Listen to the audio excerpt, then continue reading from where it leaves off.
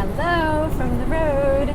Jenny Green, chillaxing in our big old flatbed trailer truck. What do you call it? I'm so not a good trucker. What do you call it? Step deck? I don't know. We're in a semi and we are somewhere in Iowa. It's so beautiful. Like just chillaxing, listening to my favorite music. I love trucking because I don't have to do anything. I play my guitar, I read books, me and Jason like snuggle, and I'm chilling out to Naco Bear. If any of y'all don't listen to Naco Bear, he's my favorite artist. My best friend Andrea sent me this song, Medicine for the People, a long time ago, like 2011 when I was sick, and I have listened to it like almost every day ever since then. Love Naco Bear. So I had a little experience this morning in a truck stop bathroom that I just wanted to share. So I have a little story for y'all. And kind of funny. Okay, so maybe the backstory first. I'm just a little Oregon hippie girl. Like I grew up in Portland picking blackberries and stuff like that. And then Jason and I got married and moved to Arizona, and our business right off the bat kind of started making a lot of money. And so we moved up to this super fancy neighborhood.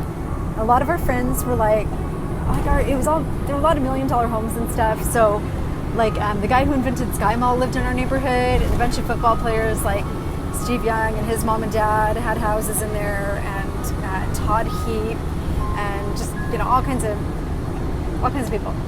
And I remember when we first got there, like a week or two after we moved in, I was invited to dinner with a bunch of girls, and I was wearing like this Old Navy t-shirt and like a pair of Gap overalls, which wasn't even that cool back in the day, to be honest. But so here I am sitting at this table full of these beautiful, well-off women. We had just bought a house in there, and this road is so bumpy. I hate this road. It's so bumpy. I'm like bouncing everywhere. Whatever.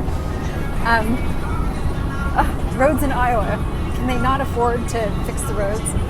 So I'm sitting at this table, and the whole conversation was a bunch of stuff that I could not even comprehend. Like they were talking about a new spa that had just opened up outside of just past the golf course, a day spa, and they were doing Botox and glycolic pills and microdermabrasion and all this stuff that I had never heard of. I remember sitting at that table wishing that we were talking about the election, because it was like the hanging Chad ballot with like Al Gore and George W. Bush. And so I wanted to talk politics and all this other stuff, but instead what I did is I kind of suppressed all of my natural thoughts and emotions and tried to blend in. And I went home that night feeling stupid. I felt like I had seen this standard of how women were supposed to be, and I didn't measure up to it. And I went home feeling real small and real stupid. And then I started to change myself. So before, when I'd go jogging, I'd wear this old pair of cut-off sweats from Jason's college days that had like an Arkansas Razorback on them, and a little wife beater tank top, and a little, like messy ponytail. That was before messy buns were even invented, because I'm super old. And I would just go jogging like that. But after that experience with the women, and when I started to kind of make friends and blend into that Los Angeles culture, just to go jogging in my neighborhood, I went out and bought all these Adidas and Nike pants and like little sporty cute bras, and I would spend 20 minutes obsessing over like my eyelashes and eyebrows and doing the perfect bump it ponytail to jog in my own gosh dang neighborhood. And the thing is, like, I hated it. I hated what was happening inside of myself. I knew it wasn't me, and I let it happen anyway, because I didn't know it, but I had become worse than an alcoholic. I was a perfectionist. I had completely become addicted to perfectionism, and I didn't know it, but it was destroying my soul bit by bit. And I spent most of my adult life being completely addicted to obsession and perfectionism, and letting it stifle my inner voice, doing things that I hated just because everybody else was doing it. So I got sick, changed my whole life. Now we live in a little condo downtown, and I love it. So this morning, we were sleeping in a truck stop. We kind of curl up in our big old bed. Oh, my bed is so messy. My suitcase is all over it.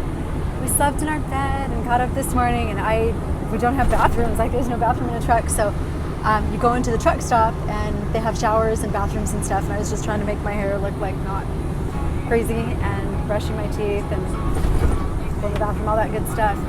And I had this moment looking in the mirror, standing there in this truck stop restroom in my flip-flops and my yoga pants, of just absolute pure joy. My soul just was like lit on fire in a truck stop restroom. So I got all done and came out, unplugged my curling iron, put it back in my little suitcase, came out.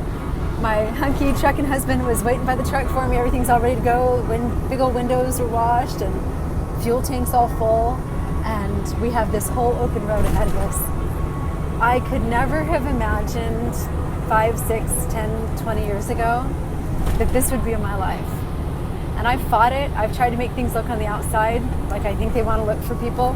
It's funny, even when Jason, we've always owned businesses and we had, $1 million home and all this, Mercedes and BMW. I guess I still have the Mercedes, but I still have the Mercedes. Okay, well, it's an old one though. It's not that new. But there have been these times where, like, I would have never imagined where I'm at now. And I'm still trying to hold on to that image of perfectionism. So there are times when people ask me what Jason's doing now, and I will say he's partners in a transport business. He's doing, whatever, and he's driving some of the loads. He's a trucker. He's a trucker. I don't know why I couldn't just make myself say Jason's trucking.